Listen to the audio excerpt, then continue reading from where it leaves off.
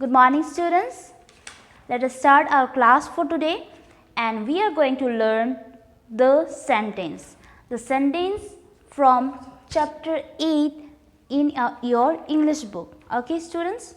So please turn your books to page number 80, and let's start the class. Okay? So first I'll read it out, whatever it is written over there, and then I'll explain it to you in English as well as in Hindi. Okay? So as you see the name of the chapter, the sentence. I hope you can understand what are we going to discuss about. We are going to discuss about sentence. आज जो हम सीखने जा रहे हैं, आप lesson के नाम को पढ़ के समझ पा रहे होंगे कि हम किसके बारे में आज बात करने जा रहे हैं. हम किसके बारे में बात करने जा रहे हैं? हम बात करने जा रहे हैं सेंटेंस के बारे में.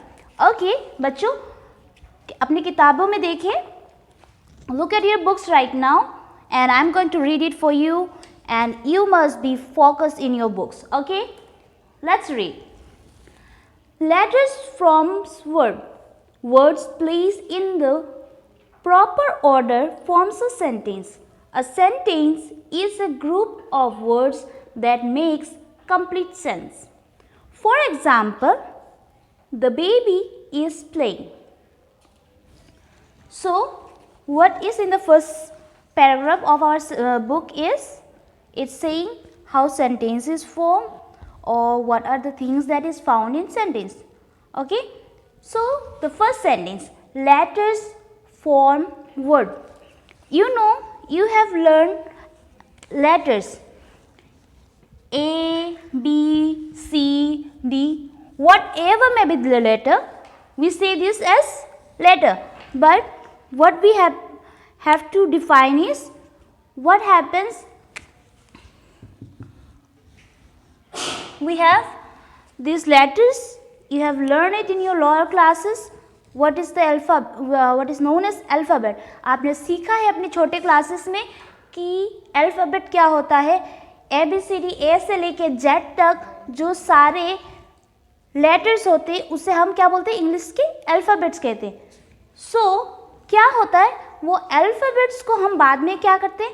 एक ग्रुप में लाते हैं. We make in a group, and that group of words और letter is making of word. जब हम इन लेटर्स को क्या करते, लेते हैं और उनसे कुछ उनको मिलाते हैं, कुछ ग्रुप में लाते हैं, तो क्या होते हैं? हम एक वर्ड को बनाते हैं. फॉर एग्जाम्पल यहाँ पे देखिए, यहाँ पे जो है ये यहाँ पे जो है क्या है, ये शब्द को देखिए, द. यहाँ पे क्या है? लेटर्स है.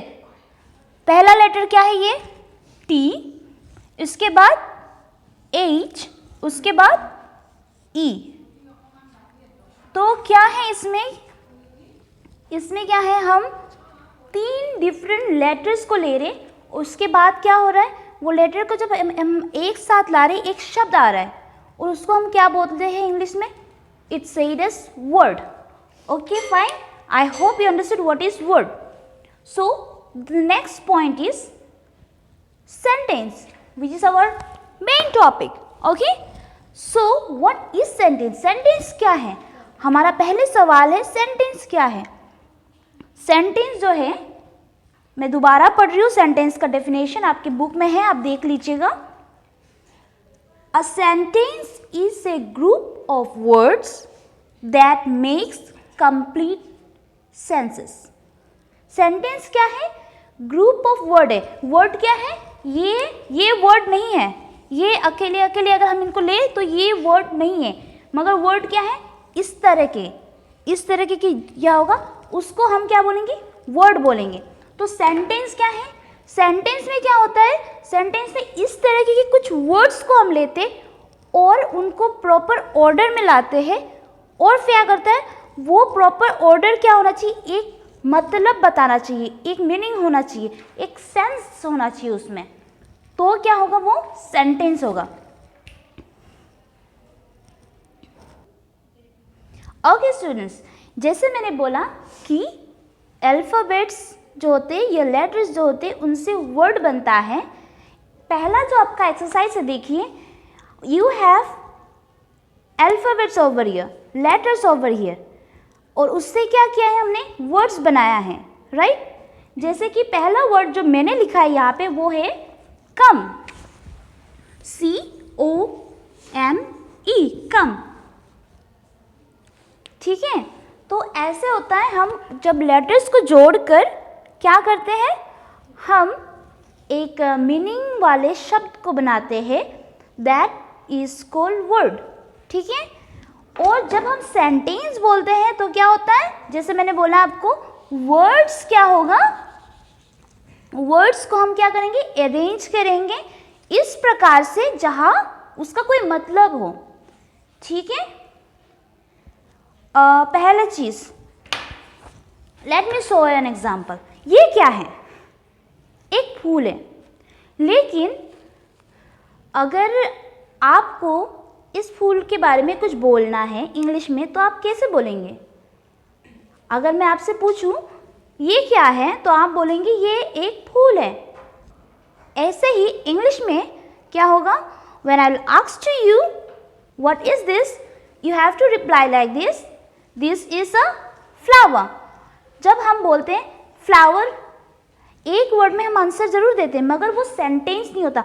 आपने आंसर जरूर दे दिया होगा अगर आप सिंपल फ्लावर में उसको जवाब देते, मगर उसको हम क्या नहीं कहेंगे, सेंटेंस नहीं कहेंगे। जब आप एक फ्लावर बोलेंगे तब क्या होता है, आपने एक वर्ड कहा है। और जब आप पूरी बात को कहेंगे, बोलेंगे जैसे कि दिस इज अ फ्लावर, तब क्या होता है, आपके पास वहाँ पे आपने शुरुआत से अंत तक जितने वर्ड्स यूज़ किए वो सारे वर्ड्स क्या हैं, पूरा अरेंज था। और उसमें क्या हो रहा है, मतलब जो सामने वाला व्यक्ति है उसको पूरा मतलब समझ में आता है। जब हमारे सामने वाले व्यक्ति को पूरा मतलब समझ में आता है, दैट इज सेंटेंस, ओके।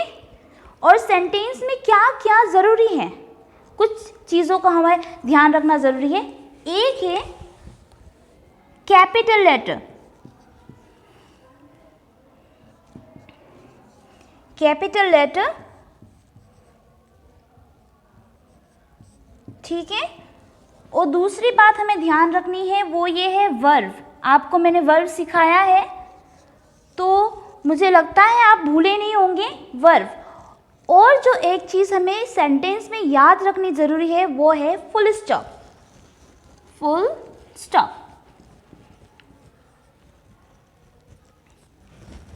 अगर आप इन तीनों चीज़ों में देखेंगे तो आप एक चीज़ को नोटिस कर सकते हैं, वो है मैंने हर एक वर्ड के बाद फुल स्टॉप यूज़ किया है।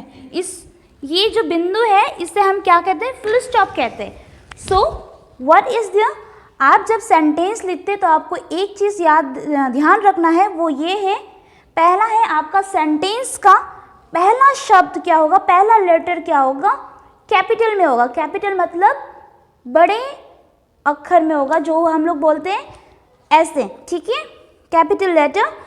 और सेकंड क्या है, उसमें एक वर्ब होना चाहिए उस सेंटेंस में। और तीसरी बात जो हमें याद रखना है, हमारा सेंटेंस का एंड में फुल स्टॉप होना चाहिए। मैं आपको एक एग्जांपल देती हूँ लिख के, आप उसे ध्यान से देखिएगा, then only you will get what I am trying to से।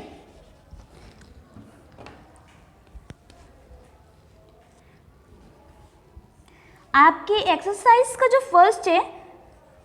फर्स्ट क्वेश्चन है, एक्सरसाइज बी का फर्स्ट क्वेश्चन है, उसे आप ध्यान से देखिए।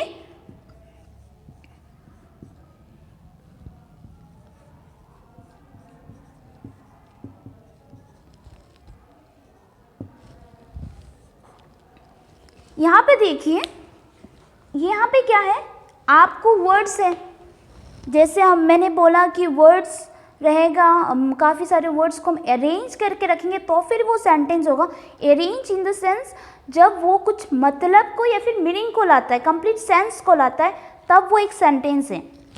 तो इस सेंटेंस को देखिए, क्या ये सेंटेंस है, इसमें जो ये पहला शब्द है मैंने कैपिटल में लिखा है, इसमें वर्ब भी है लेकिन इसमें फुल स्टॉप भी है, तीनों चीज़ें।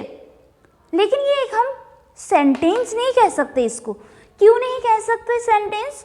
The reason is it is not making sense. इसमें कोई मतलब समझ में नहीं आ रहा। देखिए मैं पढ़ के सुनाती हूँ आपको। स्ट्रेट मेक लाइन ए, क्या मतलब है इसका? सामने वाले को कुछ मतलब ही समझ में नहीं आएगा कि आप क्या बोल रहे। अगर मैं बोलूं मतलब आप क्या, तो आपको कुछ समझ में आएगा? मतलब आप क्या, इसका कुछ मीनिंग ही नहीं है, मीनिंग नहीं है, कुछ समझ में नहीं आएगा। मगर अगर मैं बोलूँगी आपको मतलब समझ में आया, तो फिर क्या होता है? आप समझ रहे हो कि मैं क्या बोलना चाह रही हूँ, या फिर मैं क्या आपसे बात करना चाह रही हूँ, उसको आप समझ पा रहे हो, राइट? ऐसे ही जब आपके शब्द जो हैं वो सारे शब्द सीरियल में इस प्रकार जाए कि वो एक सेंस को सामने वाले को प्रदान करें, then it is a sentence. Okay, let me make this words in the form of sentence. इसको एक सेंटेंस में लेके आती हूँ मैं, ठीक है? इसमें वर्ब है, इसमें कैपिटल लेटर भी है, इसमें फुल स्टॉप भी है, but it is not a sentence. So let me make it as a sentence. Okay, ये रहा कैपिटल लेटर हमारा। मेक अ